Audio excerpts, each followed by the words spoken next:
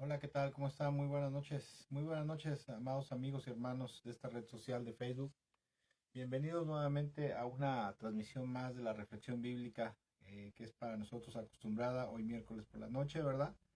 Esperamos que se encuentren muy bien, esperamos que Dios les esté bendiciendo, que Dios esté con ustedes, que el Señor esté prosperando sus vidas, ¿verdad? Les esté ayudando a crecer, a madurar espiritualmente y bueno, pues a seguirnos preparando en la vida, ¿verdad? Para la vida eterna. Yo siempre lo he dicho que esta vida, este mundo es la universidad que el Señor usa para prepararnos para la eternidad. Porque el resto de nuestra vida, de nuestra existencia, la pasaremos del otro lado. Y bueno, en esta noche, pues una vez más, ¿verdad? Tenemos el privilegio de poder estar con ustedes a través de este medio, ¿verdad? Y el gran gusto y placer de poder compartir una porción de la palabra de Dios a través de esta reflexión bíblica.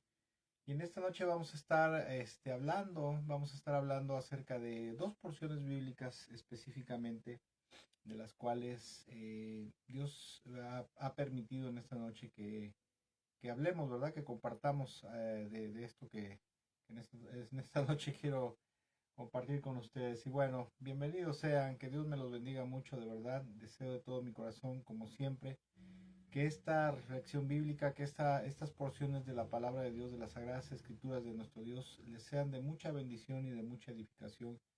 Porque en este día, bueno, el título de esta reflexión bíblica es Todo fue hecho por su mano, ¿verdad? Hoy vamos a estar hablando acerca de nuestro Señor Jesucristo y de dos porciones bíblicas en específico que tienen que ver con, con la divinidad de nuestro Señor Jesucristo, pero también con su infinita gloria y poder creador, ¿verdad? Y dice, primero que nada, quisiera hablar acerca de Juan capítulo 1 versículo 1 al 4, pero antes de comentar lo que tengo que comentar con respecto a esta cita bíblica, quisiera decir que a veces, y lo digo por experiencia propia, cuando nosotros empezamos a leer la Biblia, muchas veces leemos porciones bíblicas que la leemos, pero no sabemos el contexto, ¿verdad? No sabemos por qué dice lo que dice esa porción bíblica. Y precisamente Juan capítulo 1 versículo 1 al 4, es una porción bíblica que nosotros leemos, ¿verdad? Que nos recitan en la iglesia, en los discipulados bíblicos, en los estudios bíblicos, pero que a veces nos quedamos con un vacío, ¿verdad? En nuestra mente, en nuestro entendimiento, ¿verdad? Son a veces lagunas que se hacen en nuestro entendimiento, porque leemos, conocemos el texto bíblico, no lo podemos aprender, lo podemos recitar, pero muchas veces no sabemos por qué dice lo que dice. Y yo siempre he dicho que cuando nosotros leemos la palabra de Dios, las Sagradas Escrituras, pero a veces no comprendemos por qué dice lo que dice esa porción del texto bíblico, nuestro entendimiento de la palabra de Dios y nuestro entendimiento del mensaje de Dios para el hombre a través de su palabra, que es la Biblia, pues muchas veces se va a quedar vacío, ¿verdad? Se va a quedar hueco. Eso va a veces provoca problemas, dificultades de comprensión, de entendimiento de muchas cosas. Y bueno, Juan capítulo 1, versículo 1 al 4 dice, en el principio ya existía el verbo, y el verbo estaba con Dios, y el verbo era Dios. Él estaba con Dios en el principio, y escucha lo que dice también el versículo 3 y 4, que es muy importante y muy interesante, muy importante para la reflexión bíblica de esta noche. Dice, por medio de Él todas las cosas fueron creadas, sin Él nada de lo creado llegó a existir, en Él estaba la vida y la vida era la luz de la humanidad. Y bueno, quisiera comentar, ¿verdad? Algo que a lo largo de los años hemos podido entender y comprender. Y esta escritura, principalmente en el versículo 1, Juan capítulo 1, versículo 1, principalmente el versículo 1, mucha gente ha tratado de, y se ha esforzado en tratar de darle una explicación, ¿verdad? Una interpretación y una explicación, pero basada en lo que no es la verdad, o sea, no en, en un entendimiento verdadero de qué es lo que Juan estaba tratando de transmitir, ¿verdad? O estaba transmitiendo, no tratando, estaba transmitiendo a través de su escrito a su audiencia, ¿verdad? Los evangelios tienen destinatarios específicos, por ejemplo, Mateo se dice que fue dirigido a los cristianos de origen judío, El Evangelio de Marcos fue dirigido a los cristianos romanos principalmente, ¿verdad? El Evangelio de Lucas fue dirigido a los griegos y el Evangelio de Juan fue dirigido al mundo helénico, o sea, al mundo griego, ¿verdad? El mundo helenizado de aquel entonces, donde había muchas ideas, muchos conceptos de la filosofía griega, del gnosticismo griego, del paganismo místico religioso de los griegos, ¿verdad? Y con respecto a esto, a la interpretación de logos, ¿verdad? Porque la palabra verbo aquí en el griego es la palabra logos, lo cual literalmente se traduce como palabra o algo que decir, ¿verdad? Y en base a esa descripción, mucha gente ha tratado de darle una explicación a en la actualidad, a esta porción donde dice en el principio existía el verbo, o sea, el logos, ¿verdad? Y dicen es que si la palabra logos en el griego, ¿verdad? Se traduce como palabra, entonces mucha gente dice, bueno, entonces aquí lo que pasa es que lo que Juan está diciendo es que se está refiriendo a Jesús como la palabra de Dios, ¿verdad? La palabra de Dios creadora, ¿verdad? Entonces, dan una definición, dice, bueno, es que el logo se refiere a Jesús, porque Jesús es la palabra encarnada, la palabra de Dios hecha carne, ¿verdad? Y con esto a veces te sugieren la idea de que las palabras de Dios se encarnaron en la persona de Jesús, o sea que Dios habló y de ese diálogo o de esas palabras que salieron de la boca de Dios, eso se convirtieron en la persona de Jesús, ¿verdad? En Jesucristo, en el Hijo de Dios. En el mundo mesiánico, ¿verdad? En el mesianismo, qué es el mesianismo? Bueno, el mesianismo es una secta judaizante que nace del cristianismo y que es aquellas sectas judaizadas que están compuestas de grupos de personas que se creen cristianos, que se creen judíos, ¿verdad? De hecho, en el mesianismo se habla mucho acerca de las raíces hebreas del cristianismo, acerca de que a Dios se le debe de hablar en hebreo, ¿verdad? Que a Jesús no se debe decir Jesús porque Jesús se traduce como hombre a caballo y tonteras, ¿verdad? Y que se le debe de hablar a Jesús como tal, como es en hebreo, que es Yeshua, Hamashiach, ¿verdad? Hay muchas tonteras de esas, ¿verdad? Pero dentro del mesianismo también se entiende, por ejemplo, en el mesianismo, a la palabra se le traduce como dabar. De hecho, dabar en el hebreo significa palabra, ¿verdad? Entonces ellos dicen, cuando esta porción de Juan capítulo 1, que en las Biblias mesiánicas, como la Biblia Peshita, que es una de ellas, y otra la ortodoxa, aquí en vez de ponerle verbo, ¿verdad? O logos, le ponen en el principio existía el dabar. Usted puede consultar una Biblia mesiánica como la Peshita, la traducción así se le conoce como la Peshita. Va usted a ver ahí que dice dabar, ¿verdad? Algunas Biblias mesiánicas lo traducen como dabar porque dabar significa palabra. Y también el mesianismo se entiende, ¿verdad? Se entiende que, o tratan de dar a entender que Jesús es el dabar de Dios, o sea, es la palabra de Dios encarnada, ¿verdad?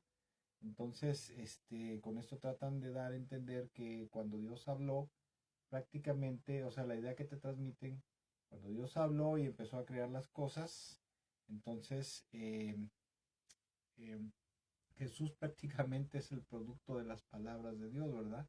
Dan la idea, la sugerencia de que las palabras de Dios llegaron a tomar la forma de Jesús. Eso es lo que tú entiendes. Cuando te lo transmiten, así lo entiendes. Usted puede investigar en internet cuál es el entendimiento que le dan o la explicación que le dan a Juan capítulo 1, versículo 1 con respecto al verbo, ¿verdad?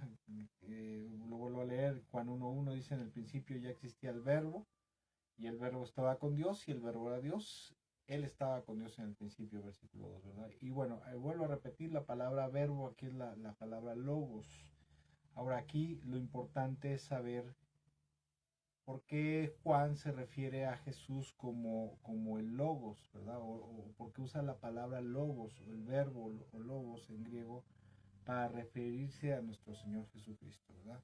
Y bueno, la explicación es muy sencilla. En el tiempo en la cual esta porción fue escrita por el apóstol Juan, eh, Para empezar, dentro de la iglesia, como el Señor Jesucristo lo había profetizado y está escrito, está registrado en Mateo capítulo 13 en la parábola de la cizaña, para aquel entonces, dentro de la iglesia cristiana evangélica primitiva, se habían introducido falsos maestros, como lo he comentado en otras ocasiones.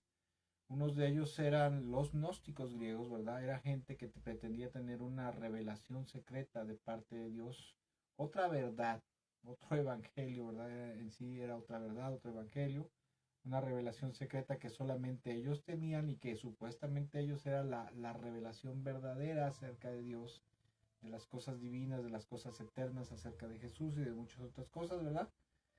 Y los otros falsos maestros procedían del legalismo judaizante, gente convertida a Cristo, que eran principalmente fariseos convertidos a Cristo, pero que querían que los cristianos, principalmente de origen gentil, se judaizaran, se circuncidaran y guardaran toda la ley de Moisés, porque ellos alegaban que solamente hasta que un cristiano, un creyente en Jesús, guardara totalmente la ley de Moisés, entonces se completaba su salvación. Mientras supuestamente los judaizantes no era salvo, ¿verdad? Y bueno, en aquel entonces ya los falsos maestros se habían introducido dentro de la iglesia y empezó a haber problemas doctrinales, ¿verdad? Con respecto principalmente a la persona de Jesús, a la identidad y a la naturaleza de Jesús. Porque una de las cosas que Satanás siempre ha atacado y ha usado a los falsos maestros ha sido precisamente para en los últimos tiempos para atacar la identidad de Jesús, la naturaleza de Jesús, la autoridad y la posición divina de Jesús. Porque a través del gnosticismo griego se trataba de dar a entender daban a entender que Jesús no era divino, que el Señor Jesucristo no era divino, que no era consustancial con el Padre, ¿verdad? O sea, no era coeterno ni consustancial con el Padre, o sea, que no era de naturaleza divina y que tampoco era eterno, ¿verdad? Y que el único que era eterno, que era divino, era precisamente el Padre Celestial. Eso era lo que enseñaban los maestros, los falsos maestros gnósticos que se estaban introduciendo en las iglesias cristianas, que se cristianizaban, pero que no abandonaban sus ideas, pues sus ideas tergiversadas, ¿verdad? Sus falsas doctrinas, no se apegaban a la verdad que el Señor Jesucristo había predicado, había enseñado, ¿verdad? Y a la sana doctrina apostólica.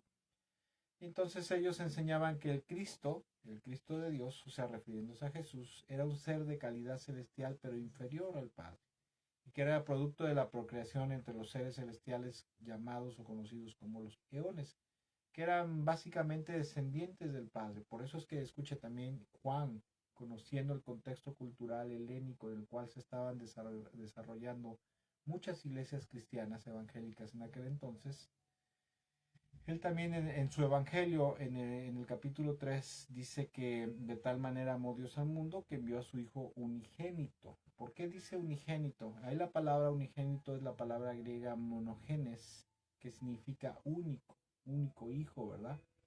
¿Y por qué? Porque los gnósticos griegos decían que el Padre Celestial tenía más hijos, los famosos eones, de los cuales Jesús venía siendo como de tercera clase aproximadamente, era hijo de los hijos del Padre Celestial, venía siendo prácticamente como el nieto del Padre Celestial, el Padre Ingénito, así le llamaban ellos. Y todas estas ideas, todas estas falsas enseñanzas que los gnósticos estaban introduciendo en la iglesia cristiana primitiva, estaban provocando problemas en el entendimiento y en la comprensión del Evangelio, problemas con el entendimiento de la naturaleza divina de Jesús, ¿verdad? Y obviamente Satanás los estaba usando para confundir a los cristianos primitivos, ¿verdad?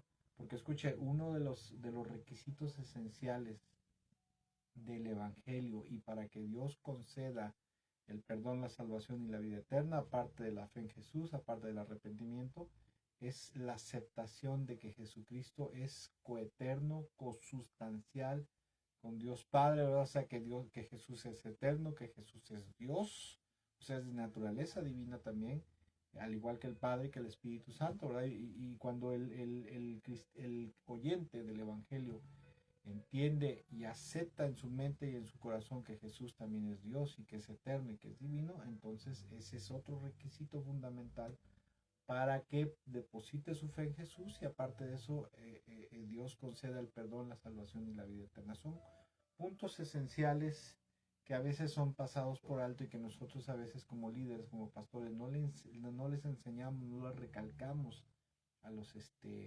a los nuevos cristianos, ¿verdad? O a los que estamos evangelizando. Y aparte de eso les damos malas explicaciones de versículos bíblicos como Juan capítulo 1, verso 1, ¿verdad? Les decimos es que la palabra verbo, en el griego la palabra logos, y entonces eso quiere decir que Jesús es la palabra de Dios encarnada, la palabra de Dios hecha hombre, la palabra de Dios creadora, ¿verdad? Porque Dios habló en el principio, dijo hágase la luz, ¿verdad? Entonces Jesús es esa palabra creadora. Y no tiene, eso no es la explicación correcta ni acertada de lo que Juan quiso decir. ¿Cuál es la explicación correcta de este versículo, del versículo 1 de Juan 1? Bueno, como decía yo, Juan, conociendo el contexto cultural del mundo griego en el cual estaban muchas iglesias cristianas, usa la figura de un personaje que era parte del helenismo, o sea, de la cultura griega en aquellos entonces, ¿verdad? Y esta era la idea y el concepto de la persona, del personaje de Logos. De hecho, era el Logos de Dios. Para la cultura griega de aquel entonces, el Logos era, escuche, esto era un concepto de un personaje en el conocimiento, en la cultura, en el entendimiento del mundo griego, del mundo helenizado, ¿verdad? El Logos era considerado como un ser divino que se creía y se entendía en la cultura griega que era el Hijo de Dios. Los cristianos de origen gentil, ¿verdad? Influenciados por el helenismo, o sea, por la cultura griega, en su mente y en su corazón tenían este concepto, tenían ese entendimiento de ese ser, ¿verdad? Supremo, de ese ser divino, el Logos, al cual así se referían, ¿verdad? Y este ser, en su mentalidad, en su conocimiento cultural, ¿verdad? Ese Logos era un ser divino que se consideraba como hijo de Dios, escuche, y como el único intermediario entre el Dios celestial y el resto de la creación, ¿verdad? Las criaturas y el resto de la creación. Y aquel, escuche, el Logos se consideraba que daba vida al mundo y aparte de eso gobernaba el mundo, ¿verdad? El Logos, refiriéndose a ese ser divino con el cual el apóstol Juan lo estaba identificando o estaba usando esta figura de este personaje para referirse a Jesús, ese concepto, ¿sí? El Logos también era concebido como una fuerza irresistible que conducía a todas las criaturas a un final común. Asimismo, el Logos también era considerado como un principio y una ley razonable que todo hombre consciente debería de seguir voluntariamente, ¿verdad? Cuando las personas empezaban a escuchar acerca de Jesús, ¿verdad? Y Juan estaba dirigiendo su evangelio precisamente a los cristianos, bueno, no tanto a los cristianos, esto era dirigido principalmente, el evangelio de Juan era usado para evangelizar, ¿verdad? Para instruir en la fe cristiana a los nuevos conversos y aparte de eso a las personas que se les estaban discipulando apenas, ¿verdad? Se les estaban evangelizando para que llegaran a creer en Jesús. Entonces, por ejemplo, aquí en México voy a usar un término popular, ¿verdad? Un término coloquial que se usa aquí en México para referirse que alguien es muy importante, es muy poderoso, está por encima de todo, ¿verdad? Se dice que fulano, ¿verdad? X persona se dice que es el mero mero, ¿verdad? Decimos, no, él es el mero mero, ¿verdad? Él es la ley. O sea, como él es lo máximo, él no hay otra cosa por encima de fulano de tal, ¿verdad? Entonces eso es más o menos lo que Juan estaba diciendo cuando estaba usando la figura de ese personaje, el entendimiento, el concepto de Logos, que también era concebido como, le decía yo, como una fuerza irresistible, como el principio que gobernaba en los cielos y en la tierra, ¿verdad? Porque este era considerado el Logos como un ser divino, un ser supremo, que también con su infinito poder controlaba todas las cosas y mantenía perfectamente en orden funcionando al universo, lo que dice Hebreos, ¿verdad? Que todas las cosas se sostienen por el poder de su palabra, ¿verdad?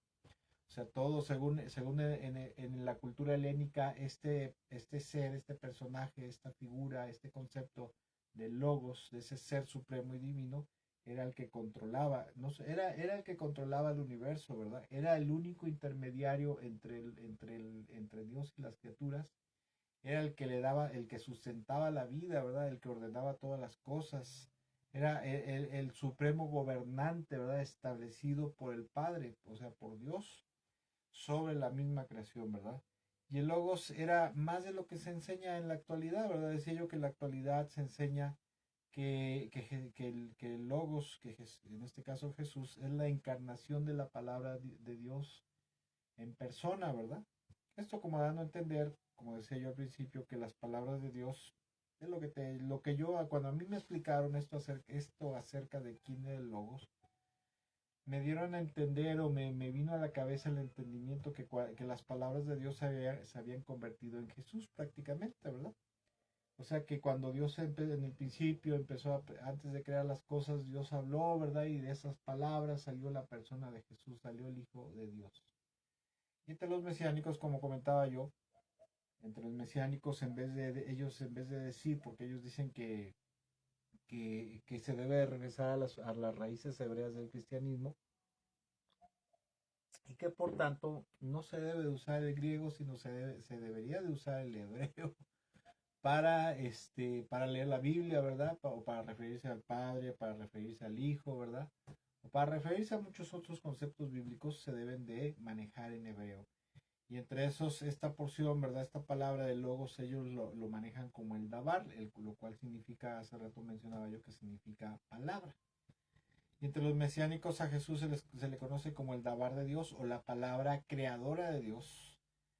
Y al igual, con la misma sugerencia, ¿verdad? De que te llega a tu mente y a tu corazón cuando te das esta explicación, de que las palabras de Dios llegaron a tomar la forma de Jesús, ¿verdad? Y este es un concepto mal entendido que se tiene en el mundo evangélico, entre los mesiánicos también, acerca del logos. Y este mal entendimiento, esta mala comprensión, proviene del gnosticismo griego, porque los gnósticos griegos pensaban y decían que cuando el Dios celestial habló, ¿verdad?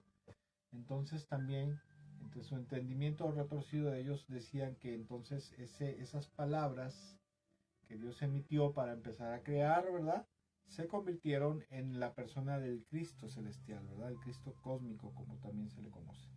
Por eso es que Juan, conociendo la cultura griega, conociendo sus conceptos culturales, ¿verdad? Usa esta idea de este personaje para referirse a Jesús como aquel ser divino y todopoderoso que era el único intermediario entre Dios y las criaturas y además le daba cohesión y orden a todo el universo, ¿verdad?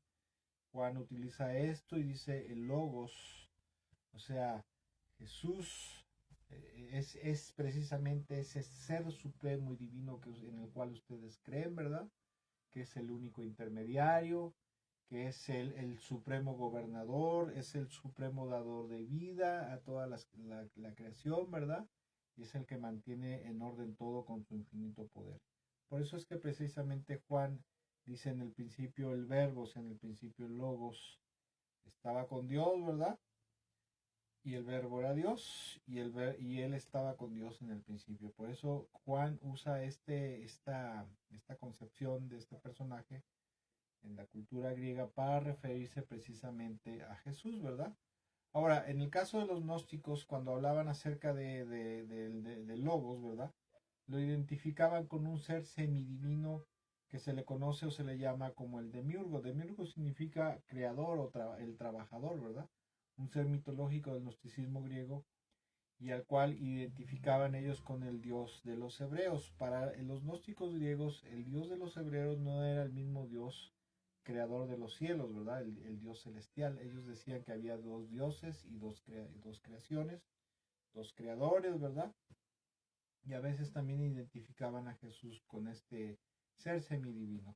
Por eso es que Juan tiene que usar estos conceptos, estas ideas de la cultura helénica para establecer el concepto correcto de quién era Jesús, para ayudarlos a entender, a asimilar, a quitarles sus mitos que ellos tenían, ¿verdad? Y hacerles entender que Jesús, ¿sí? El único intermediario, el ser supremo que había sido, aparte de eso, que había sido establecido. Escuche, el logos en la cultura griega no era un cañón suelto, ¿verdad? Era alguien que había sido establecido, primero que nada era hijo de Dios y aparte de eso había sido establecido por Dios, ¿sí? Con autoridad suprema, suprema autoridad sobre toda la creación le había sido concedido. Entonces cuando Juan ahora sí que les vende esta idea, usa esta idea en el helenismo griego y les vende esta idea, entonces los oyentes del Evangelio de origen gentil, de origen helénico principalmente, logran captar y entender que Jesucristo no era lo que decían los falsos maestros, ¿verdad? Que Jesucristo, el Señor Jesucristo verdaderamente era de eterno, que Jesucristo verdaderamente era cosustancial con Dios, o sea que era también un ser divino, que era Dios como el Padre y como el Espíritu Santo, y que no era el creador de otras cosas, ¿verdad? Porque, por ejemplo, los testigos de Jehová hay entre los mesiánicos, ahí en Juan 1, versículo 1, en la Biblia los testigos de Jehová dice, él era el creador de las otras cosas, ¿verdad? En el principio era un Dios, porque esto es un concepto gnóstico que usan los testigos de Jehová, y luego dicen Colosenses también que era el creador de las otras cosas. Y la Biblia nos enseña claramente que Jesucristo todo fue creado por medio de Él y para Él. O sea, todas las cosas fueron creadas por medio de Él y para Él. O sea, tanto los que están en los cielos como en la tierra. Pero el gnosticismo griego decía que Jesús no había sido ni creador de las cosas, co-creador juntamente con el Padre y el Espíritu Santo de las cosas que están en los cielos como las que están en la tierra, o sea, en el mundo natural, en el mundo material. Por eso es que Juan, escuche, aclara también, ¿verdad? Aclara en esta porción bíblica que nuestro Señor Jesucristo, que todas las cosas que existen en los cielos y en la tierra llegaron a existir por la intervención directa, escuche, en la creación de Dios, ¿sí? Ya que gracias a la intervención de nuestro Señor Jesucristo, todo lo que existe en los cielos y en la tierra es una realidad, ¿verdad? Y sin su intervención nada, absolutamente nada de lo creado existiera. O sea, en pocas palabras, esto es algo muy grande, esto es algo muy poderoso para el entendimiento de los cristianos procedentes en aquel entonces del mundo gentil helénico, ¿verdad? Porque ellos decían es que no entendemos por qué dicen algunos que Jesús no es el creador de las cosas de los cielos y de la tierra, ¿verdad?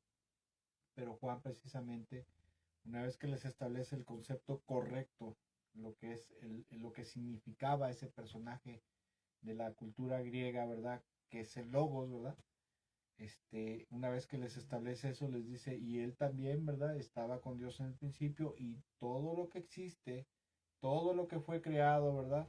Todo por medio de él, a través de su mano poderosa, a través de su infinita gloria y poder, todas las cosas fueron creadas por medio de él, a través de él, ¿verdad? Y sin él nada de lo creado hubiera llegado a existir. Esto es algo muy tremendo, esto es algo muy poderoso, ¿verdad? Para la gente de aquel entonces y también para nosotros. Y esto es algo que debemos de comprender y que debemos de asimilar, ¿verdad? Y escucha decir que por la mano de Jesús todo había llegado a existir, les cambiaba a ellos la concepción, primero que nada, que ellos tenían acerca de la creación, porque en el mundo helénico, vuelvo a repetir, se consideraba un dualismo, o sea, se consideraban que la creación material y la creación espiritual eran producto de dos dioses, de dos creadores, ¿verdad? Y con esto Juan estaba estableciendo el concepto correcto de la creación. La creación dice en Génesis capítulo 1, versículo 1, que en el principio Dios creó todas las cosas, ¿verdad? Las que están en los cielos y las que están en la tierra, dice en el principio Dios creó todas las cosas. Entonces, cuando habla aquí, dice que Dios es una palabra en hebreo que es la palabra Elohim, que está en plural y que literalmente significa dioses, o sea, en este caso dioses con D mayúscula. Yo sé que tenemos el concepto de que el cristianismo es una religión monoteísta, ¿verdad? Y eso es cierto, hay un solo Dios. Pero en la cultura hebrea, en la cultura judía, ¿verdad? En el tiempo de Moisés se entendía a Dios como una unidad, una entidad divina, compuesta por tres seres divinos. Estos tres seres divinos era el Señor, el ángel del Señor y el Espíritu del Señor. Estos tres personajes divinos o estos tres seres divinos son lo que nosotros hoy entendemos que es el Padre, que es Jesús, el Hijo de Dios, y es el Espíritu Santo.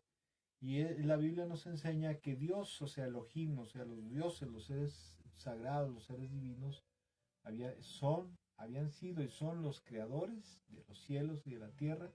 Y entre esos creadores, como dice Juan, está Jesús o estaba Jesús, quien en el principio estaba con Dios, era Dios, y todas las cosas que existen llegaron a existir por su intermediación de él, por su intervención. Además, escuche, esta afirmación acerca de que gracias a la intervención en la obra de creación, en la creación de todas las cosas, revolucionaba la comprensión y concepción de Jesús, porque a través de esto el apóstol Juan estaba elevándole al Señor Jesucristo al grado que verdaderamente le corresponde. ¿Cuál es el grado que verdaderamente le corresponde a nuestro Señor Jesucristo?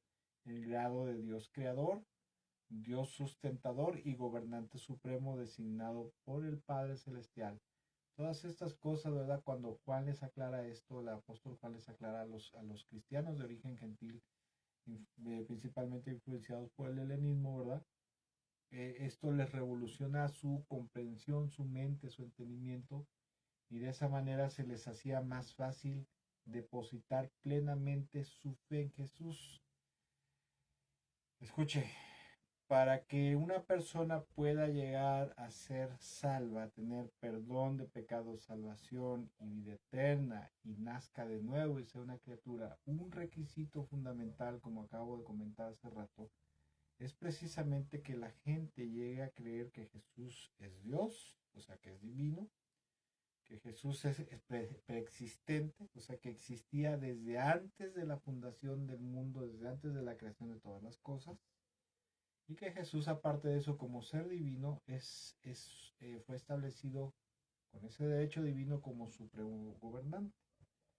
Cuando la gente no tiene este entendimiento, esta comprensión y no acepta, o lo tiene pero no lo acepta, como los testigos de Jehová, por ejemplo, los testigos de Jehová tienen el mito de que Jesús es un Dios menor, como acabo de mencionar, porque lo identifican es un concepto gnóstico que este hombre, ¿cómo se llama? Charles Russell, el fundador de los testigos de Jehová, es una idea gnóstica que él mete en su proclamación de su evangelio apócrifo, ¿verdad? Por decirlo así, en el cual él da a entender que Jesús no es divino, que Jesús no era preexistente, ¿verdad? Que no era coeterno con Dios el Padre. Y a través de esto, escuche, Satanás ha usado estos conceptos equivocados que vienen desde allá del gnosticismo griego, que en sectas como los testigos de Jehová se le malenseña a la gente, y si la gente se le enseña ese evangelio adulterado de los testigos de Jehová con esos conceptos equivocados, entonces la gente jamás y nunca va a poder ser salva ni va a nacer de nuevo, porque ellos, los testigos de Jehová, enseñan que la salvación solamente viene por tener fe en Jehová, ¿verdad? Y ellos dicen, es que Jehová es el único Dios verdadero, o sea, Jehová lo identifican con el Padre.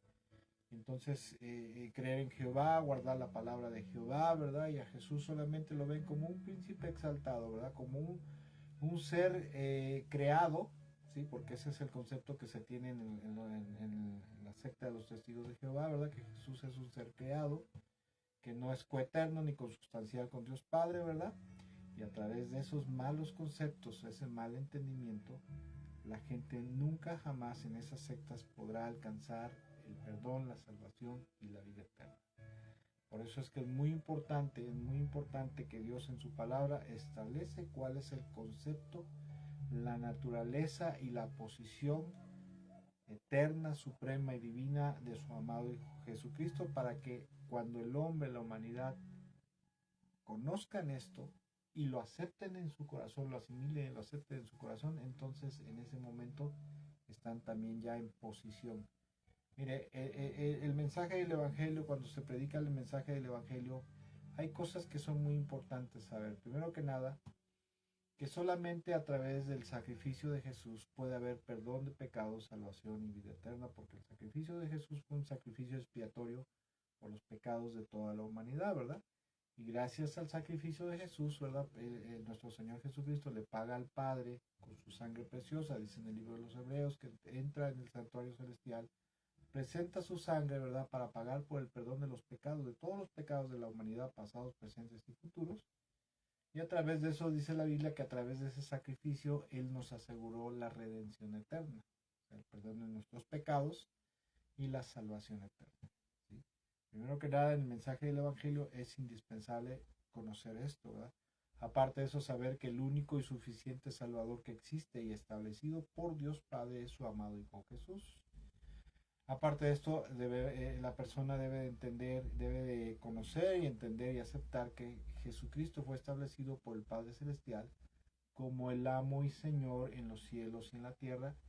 Y aparte de eso, debe de entender que Jesucristo, como tal como dijo nuestro Señor Jesús, que Él es el único camino, es la verdad y la vida, y que nadie puede llegar al Padre si no es a través de la fe y obediencia en Él. Ese es un principio fundamental del Evangelio. El otro principio fundamental es el arrepentimiento, porque puedes tener fe en Jesús, fe en su sacrificio expiatorio, acogerte al sacrificio expiatorio de Jesús, porque la Biblia enseña que nadie se puede justificar a sí mismo, ¿verdad?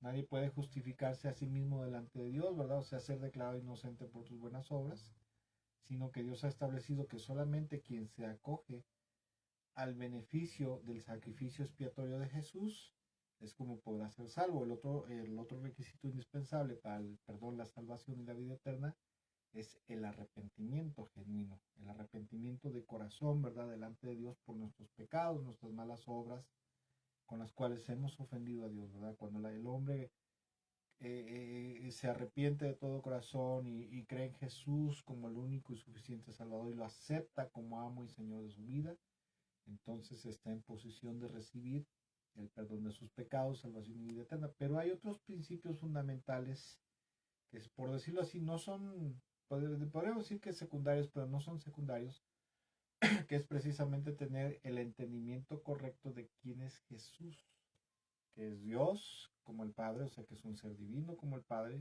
Los únicos seres divinos son tres: el Padre, Jesús y el Espíritu Santo. Entonces, para que Él también esté el ser humano en posición de poder recibir el perdón, la salvación y la vida eterna, aparte de la fe en el sacrificio, de la fe en Jesús, en su sacrificio y el arrepentimiento, es indispensable, de acuerdo a lo que Dios nos enseña en su palabra, es indispensable que el hombre crea que Jesús es Dios, que Jesús es eterno, que Jesús es divino, ¿verdad? Y que Jesús ha sido establecido por su misma divinidad, ha sido establecido por su Padre como amo y Señor, ¿verdad? Como Señor de toda la creación. Cuando el ser humano entiende todas estas cosas básicas, principios fundamentales del Evangelio de Jesús, las cree, las entiende, las asimila, las acepta en su corazón, entonces sí verdaderamente está espiritualmente en la posición de poder recibir el perdón de sus pecados, la salvación y la vida eterna. Por eso es tan importante conocer estas cosas, estos principios, lo que nos dice la palabra de Dios y por qué lo dice, ¿verdad? ¿Por qué Logos? ¿Por qué Juan se refiere a Jesús como Logos, ¿verdad?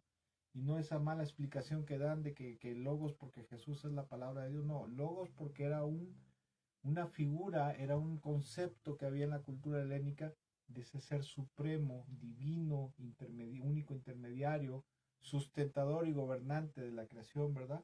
Eso es lo que debemos de aprender y conocer y entender para asimilar mejor las cosas. Y escuche, en aquellos entonces, como decía yo también, ¿verdad? Esos problemas estaban presentes en la iglesia y también por eso, escuche, el apóstol Pablo también tiene que rebatir las falsas ideas del gnosticismo, y cuando Pablo se dirige, por ejemplo, a los colosenses y otras iglesias de corte gentil, de origen gentil, también él refuerza esta doctrina de la doctrina de Jesús como el Logos de Dios, ¿verdad? Porque él también conocía estas cosas. Por ejemplo, en Colosenses capítulo 1, versículo 15 al 17, dice: Cristo es la imagen visible del Dios invisible. Él ya existía antes de todas las cosas, de que todas las cosas fueran creadas y es supremo sobre toda la creación. ¿Sí? ¿Por qué lo dice esto? Porque también, ¿verdad? Las iglesias de Colosas, las otras iglesias cristianas de aquel entonces, pero que estaban en el mundo griego, en el mundo helénico, influenciados por la cultura griega y ahora atacados por el gnosticismo griego, los gnósticos en estas iglesias también estaban diciendo, estaban mal enseñando y diciendo que Jesús no era Dios, ¿verdad?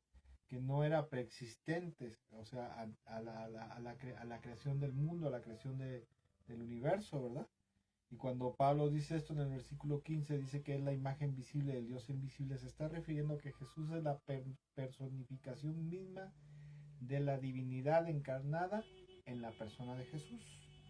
Versículo 16, dice, y escuche lo que dice, porque por medio de él, Dios creó todo lo que existe en los lugares celestiales y en la tierra. Hizo las cosas que podemos ver y las que no podemos ver, tales como tronos, reinos, gobernantes y autoridades del mundo invisible. Todo fue creado por medio de él y para él, ¿verdad?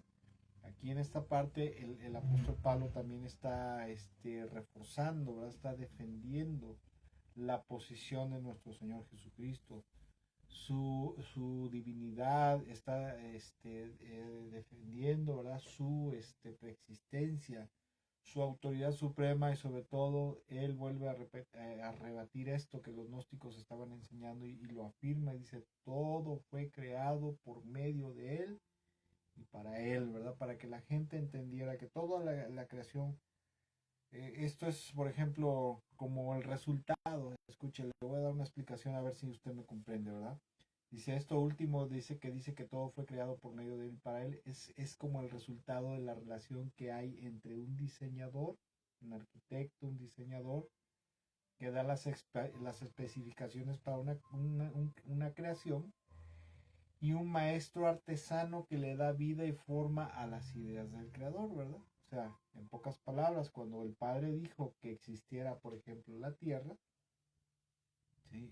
Y ahora que exista la Tierra, ¿verdad? Que exista el mundo, la Tierra, y que dio las especificaciones como arquitecto, cómo debía de ser, cómo lo quería, etcétera, etcétera, entonces el Señor Jesucristo procedió a trabajarla, ¿verdad? A formarla con su infinito poder, su infinita gloria divina, para hacer realidad, llevar a cabo y hacer realidad la voluntad del Padre, el deseo y el diseño del Padre Celestial. En pocas palabras, el Padre Celestial fue el arquitecto, diseñador de la creación, pero fue nuestro Señor Jesucristo el que con su infinita gloria y poder divino, eso es algo muy, muy grande para el entendimiento humano, porque no alcanzamos a comprender cómo es que Jesús con sus manos, ¿verdad?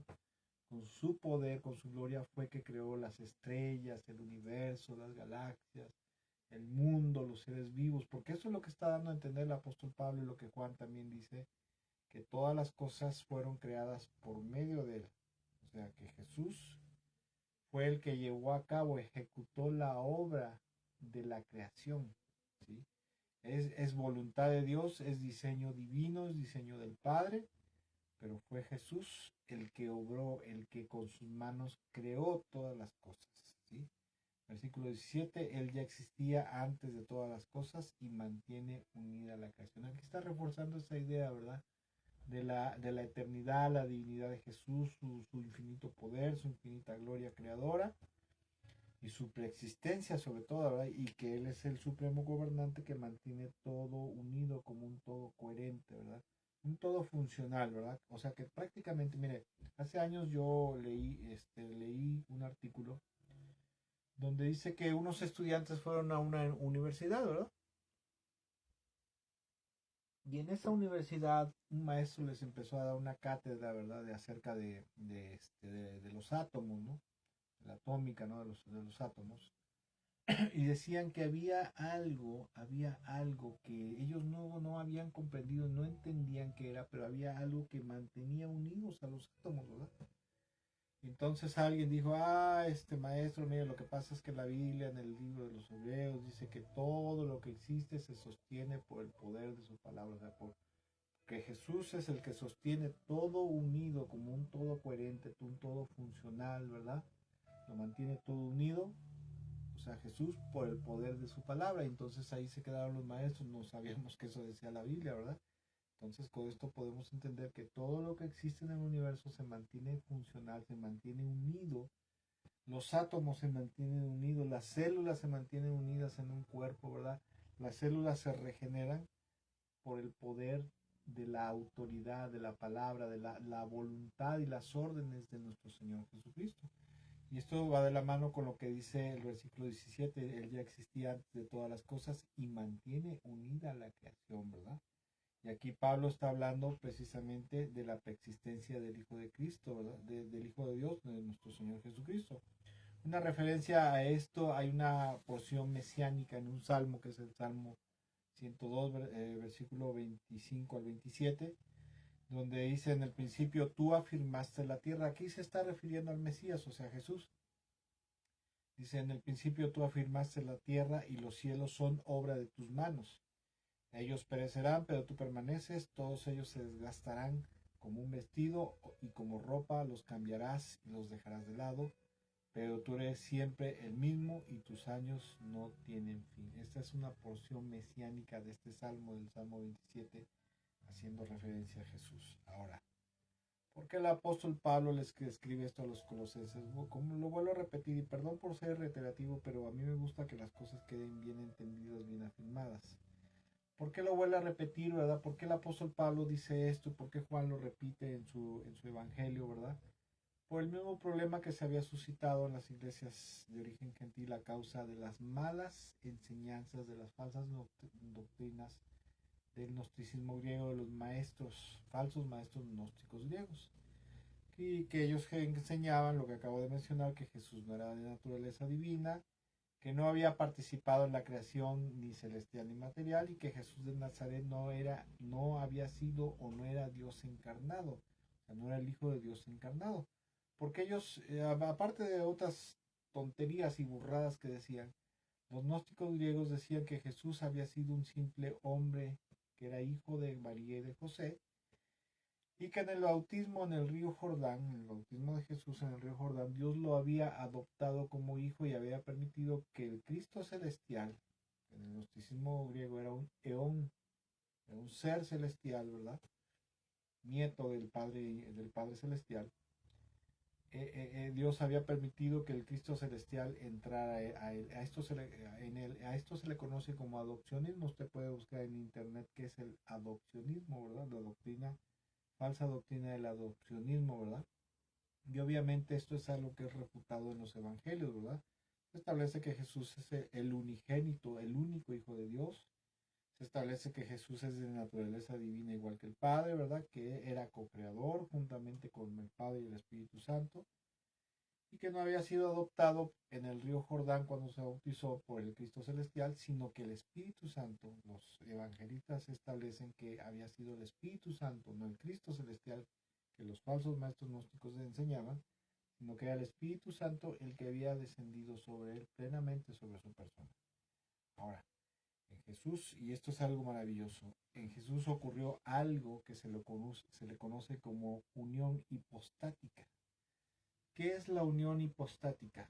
Es la perfecta unión entre la naturaleza divina y la naturaleza humana en el ser de nuestro Señor Jesucristo, el Hijo de Dios. Esto es algo maravilloso verdaderamente. Esto es algo imposible para el hombre, imposible para la mente, a veces inclusive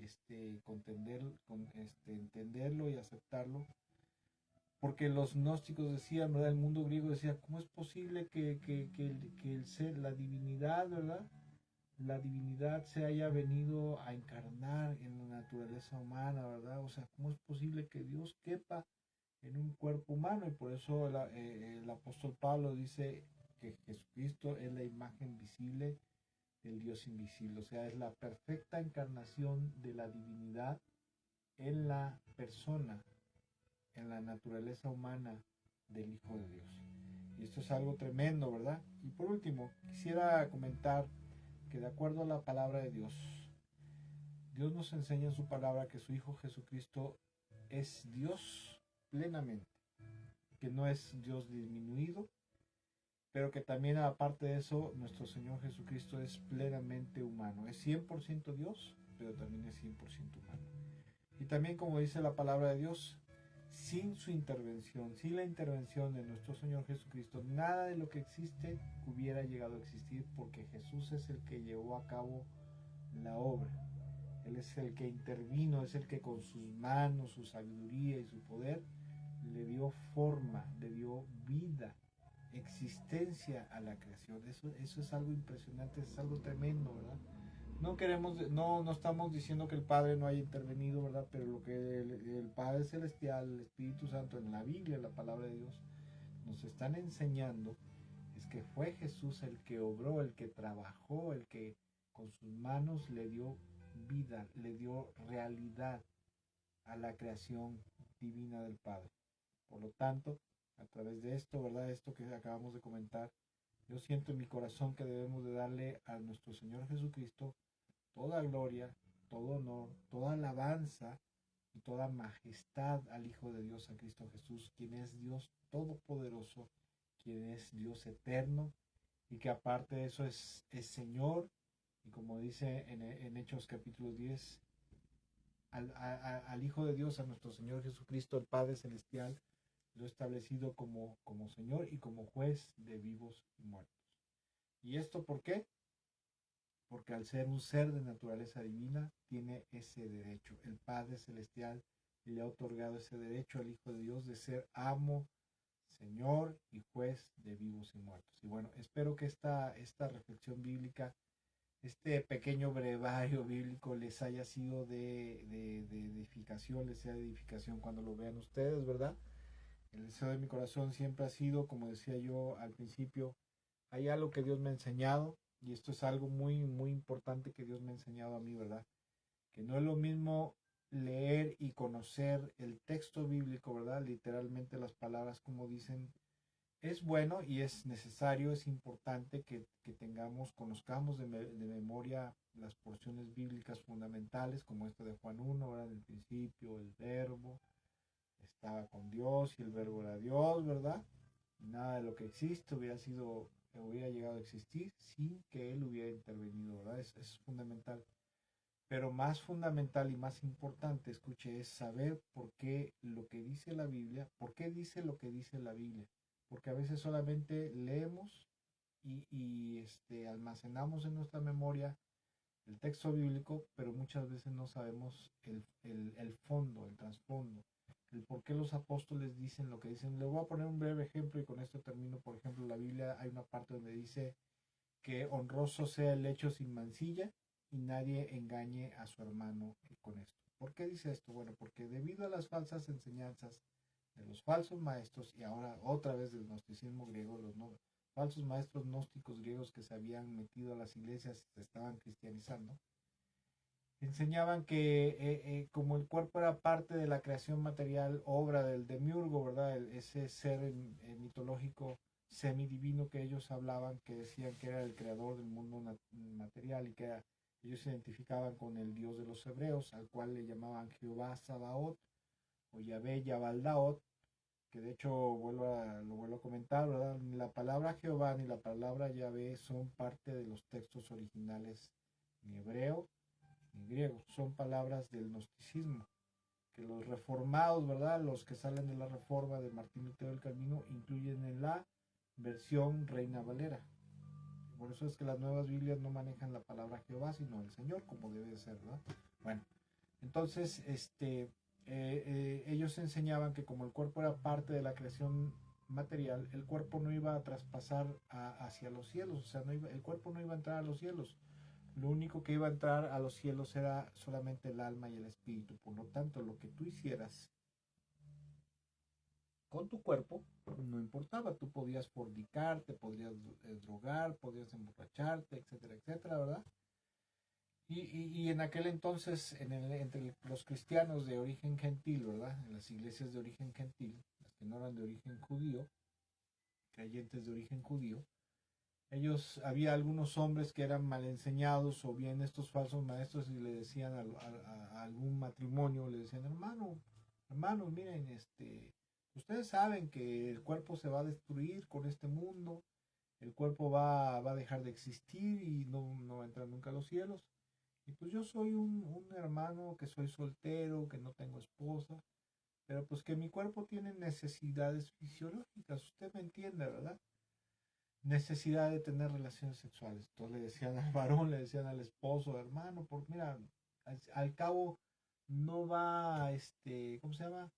Al cabo no va a pasar nada, ¿verdad? Lo que hagamos con el cuerpo no es pecado contra Dios, porque no va a entrar a los cielos, se va a podrir en este mundo y aquí se va a quedar, ¿verdad? Entonces, ¿qué te parece si tú me prestas a tu esposa, o sea, la hermana, ¿verdad? Y pues para no pecar, ¿verdad? Andar ahí con una pagana, una gentil, incircuncisa, ¿verdad? Préstame a tu esposa y de esa manera pues tengo relaciones con ella y pues así no pecamos, ¿verdad? Entonces por eso dice la Biblia eso, dice, honroso sea el lecho sin mancilla y nadie engañe a su hermano en esto. Por eso dice esa porción bíblica, por eso dice lo que dice la Biblia en esa porción bíblica.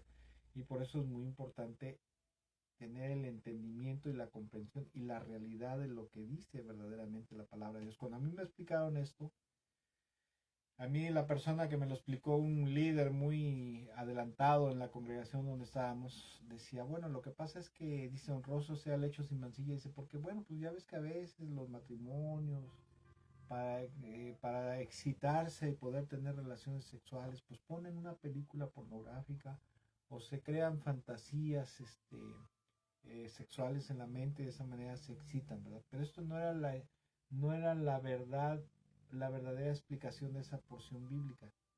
Entonces uno se cree muchas cosas que te explican a veces en las iglesias, en las congregaciones, que no son la realidad escritural.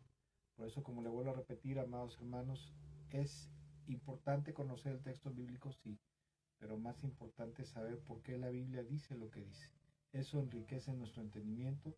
Aparte de eso, eso fortalece las verdades de Dios en nuestras vidas. Y aparte de eso, nosotros podemos ser de bendición para otros al explicarles por qué la Biblia dice lo que dice en ciertas porciones bíblicas. Espero que esta breve reflexión bíblica les sea y les haya sido de bendición y edificación, ¿verdad?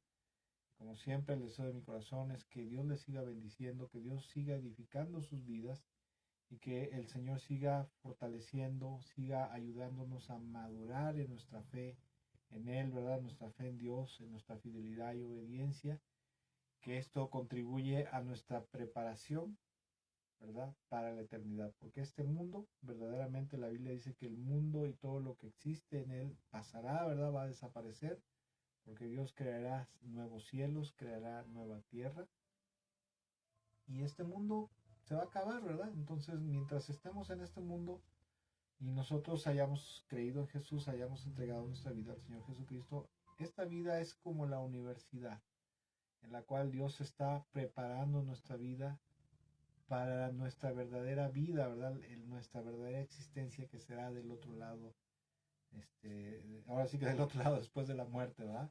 Aunque acabe aclarar que del otro lado solamente hay dos destinos eternos. Uno es el lago de fuego con azufre, que es un lugar de castigo, un lugar de perdición eterna, de juicio, de tormento eterno. Y el otro lado, en la otra parte es el cielo, ¿verdad? Es el paraíso celestial, donde aquellos que hemos creído en Jesús y mientras nos mantengamos fieles y obedientes, y firmes en la verdad, ¿verdad? Firmes al testimonio de nuestro Señor Jesucristo, podremos disfrutar de la gloria eterna, del paraíso eterno, de la gran dicha de los cielos, ¿verdad? De esa vida celestial, eterna, divina, hermosa y maravillosa por toda la eternidad. Por eso le animo a que siga usted creciendo en entendimiento, creciendo en conocimiento, creciendo en sabiduría, pero también creciendo en fidelidad y obediencia para que podamos alcanzar la redención eterna. No sea como decía el apóstol Pablo, ¿verdad? Quien decía yo siendo heraldo, ¿verdad? Acabe yo siendo descalificado, porque puede ocurrir, puede pasar. Que Dios me los bendiga mucho, verdaderamente que el Señor les siga bendiciendo, les siga fortaleciendo, y si el Señor lo permite, nos vemos en la próxima transmisión de la reflexión bíblica. Si el Señor lo permite, nos vemos en la transmisión de la enseñanza bíblica dominical este próximo domingo, si Dios nos presta vida y nos lo permite, ¿verdad? Las condiciones nos lo permiten. Y si no, de ahí nos vemos el próximo miércoles. Que tengan una excelente y bendecida noche para todos. Saludos a todos.